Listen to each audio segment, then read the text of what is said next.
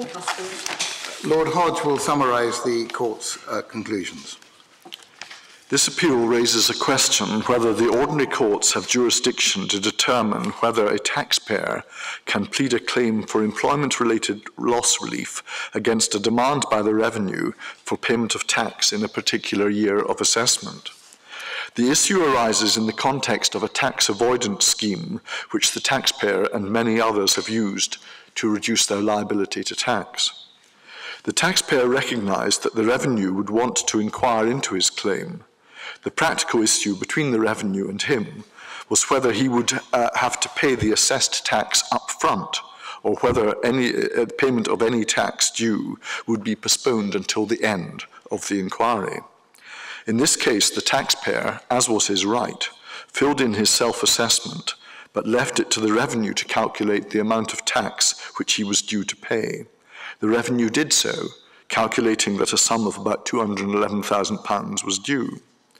The taxpayer then entered into a tax avoidance scheme in the following tax year, creating what he claimed was a loss which would wipe out his liability to tax in the previous year. He intimated his claim by amendments to his tax return form, and the revenue accepted those amendments. The revenue took the position that the claim did not have the effect of reducing his liability to pay tax in the earlier year, and wrote to him confirming his assessment. When the revenue sued the taxpayer in the ordinary courts for payment of the sum which was due in the earlier tax year, the taxpayer pleaded that the court had no jurisdiction. He asserted that the first-tier tribunal had exclusive jurisdiction to determine the dispute. That plea was not accepted by Mr. Justice Richards in the High Court, but was upheld in the Court of Appeal. This court now restores the judgment of the High Court, ordering the payment of the tax due. We hold that the ordinary courts have jurisdiction to enforce a demand for payment by the revenue where, first, a taxpayer makes a claim in his tax return form which cannot affect his liability in the year of assessment which the tax return form addresses, and secondly, he leaves it to the revenue to calculate the tax which he is due to pay. In those circumstances, there is no appeal against an assessment to tax in the particular year of assessment which would fall within the jurisdiction of the first-tier tribunal.